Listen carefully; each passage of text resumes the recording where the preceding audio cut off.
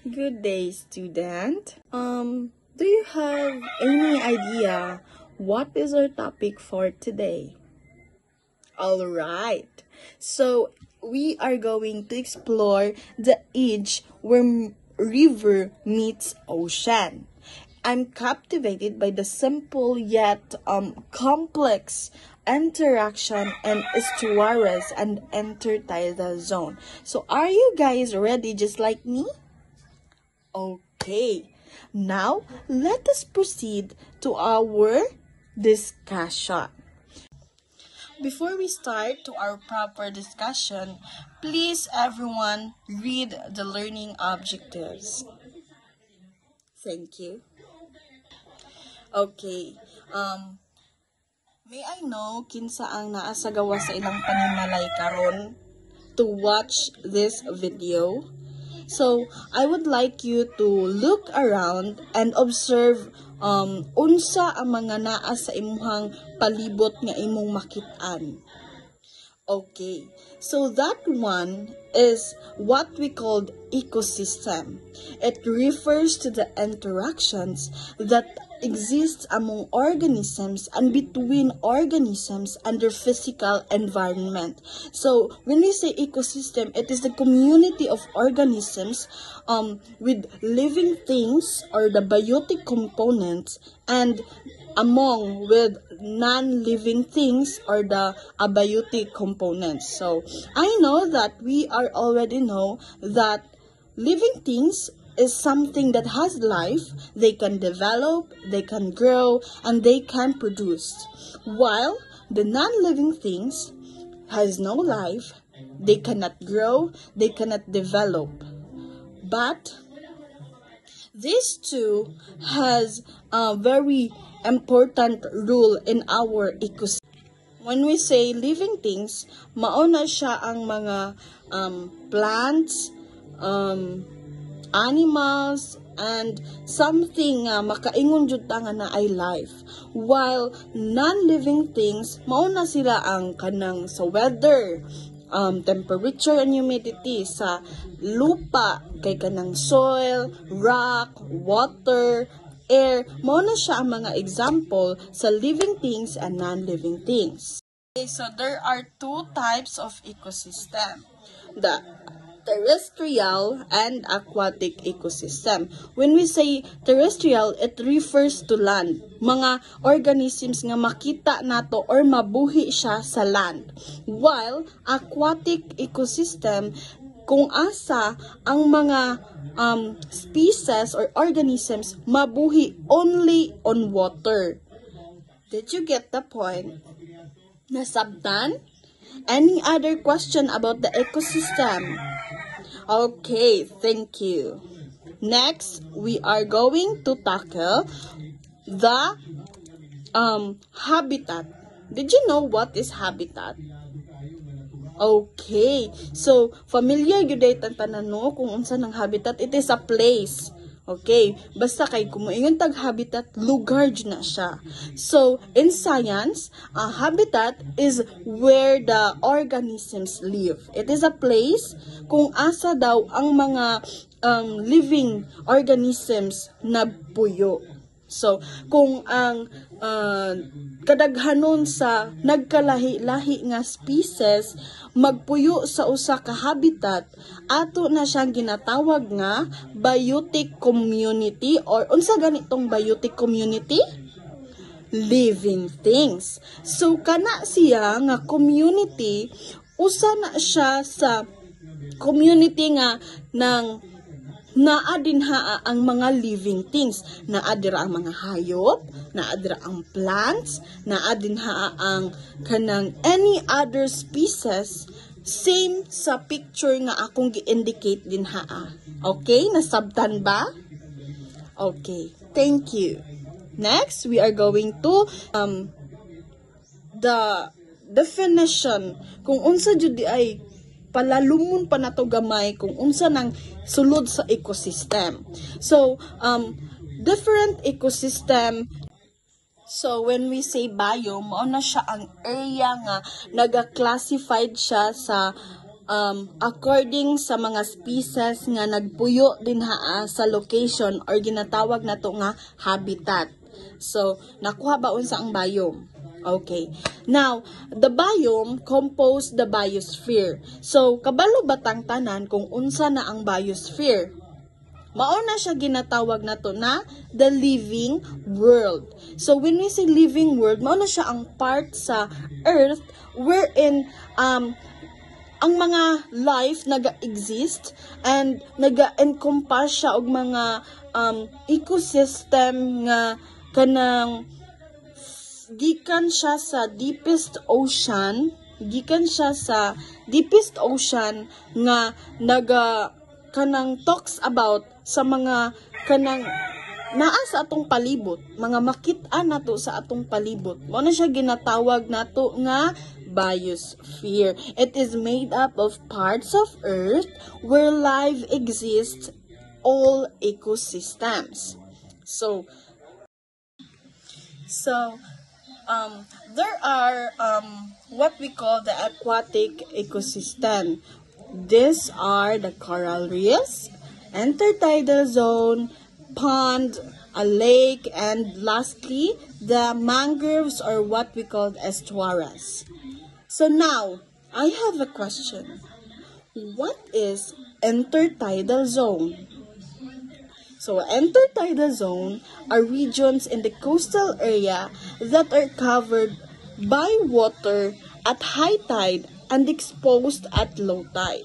So, kung moingon tag intertidal zone, mauni siya ang dagat, ay mauni siya ang kibalibalas sa dagat. Diba naman ay murag balas nga kanang area.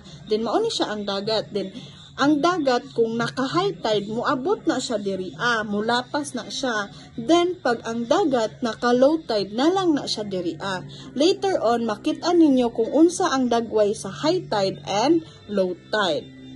Now, let us proceed kung unsa jud ay nang intertidal zone. So, I have a picture nga naga-indicate jud siya kung nagka-low tide, nagka-middle tide, naka-high tide, o unsa ng spray zone. Okay. So, mauni siya ang ginatawag na to nga intertidal zone. So, kung naka-low tide, ang tubig naa lang sa baba. Wala siya naabot sa iyahang middle nga boundary, katong sand. So, kung low tide, usually, wet lang dyan na siya tanan. There is no dry.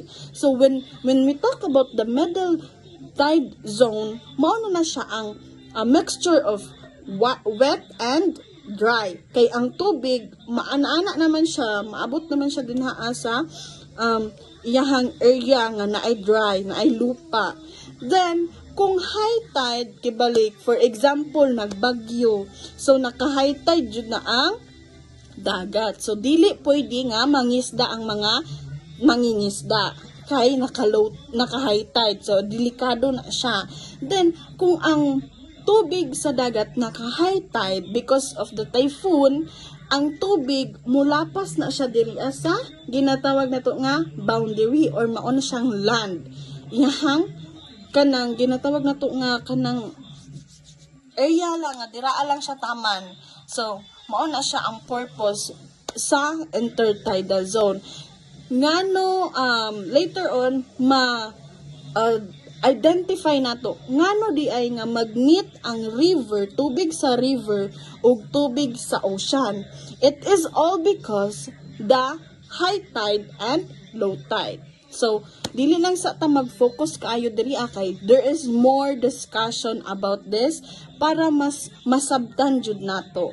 So, next is, kung ang tubig during sa low tide, the water diminishes and expose the part of the saved area. So, kibali, mauna siyang saved area.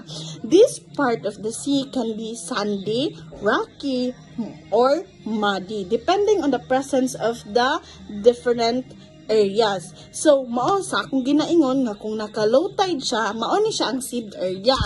Then, maon siyang tubig. So, kung low tide, naara na siya diri dapit, layo ra jud kay na siya. While, kung during na siya sa kanang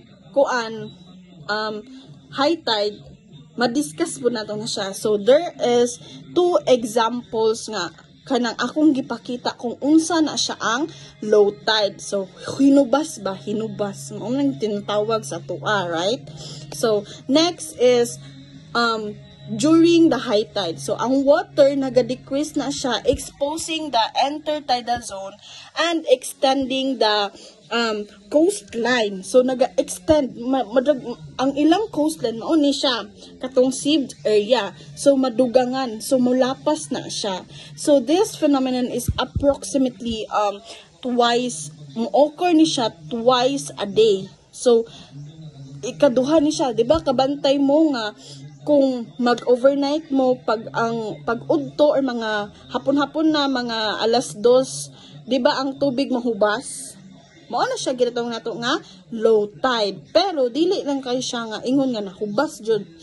So pag low tide ana na siya no ni hubas ang kanang kuan dira adapit sa iyang coastline. While pag moingon tag during high tide ang tubig 'di ba pag buntag ana gikan tanag unsa ni nag overnight, di ba pagbuntag puno jud kayo natabunan jud ang iyang sieved area or ang coastline niya. So mao na nga ang intertidal zone kinahanglan nga gina-update jud permanente kay kung lain pud naka high tide ka nya pagkahuman kay mo kalit ra pud og low tide, so delikado jud kayo no.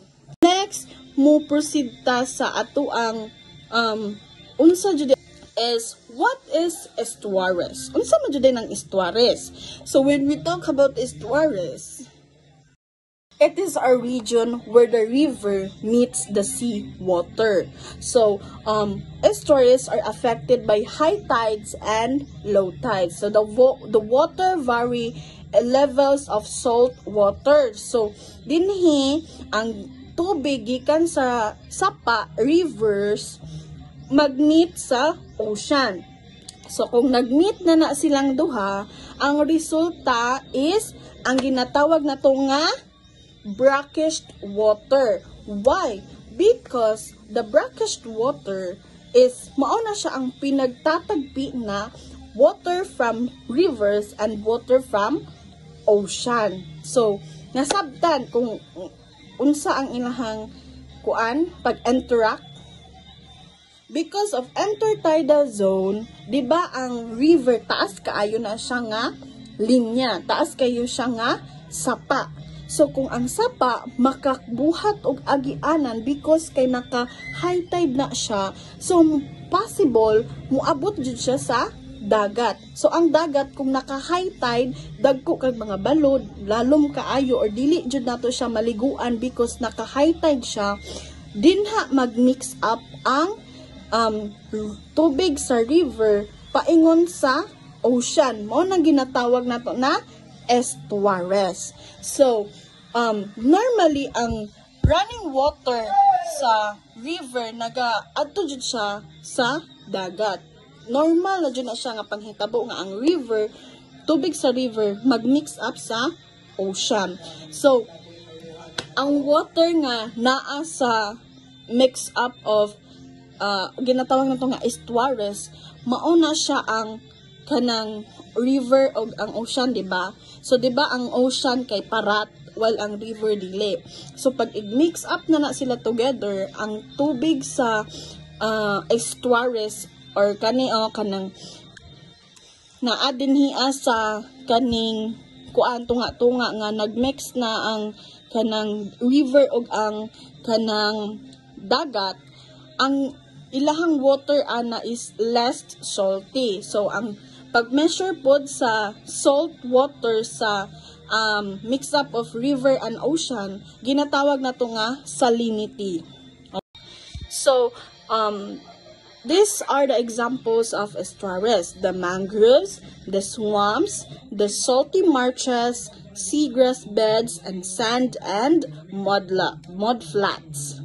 So what is mangroves? So it is to protect the coasts from being eroded by storm surges. Are nature's chest of food for humans, including medicine, dye materials for shelter, boat, and lumber for furniture. So the mangroves are natural cleaners of the air as they use carbon dioxide for photosynthesis and release oxygen. So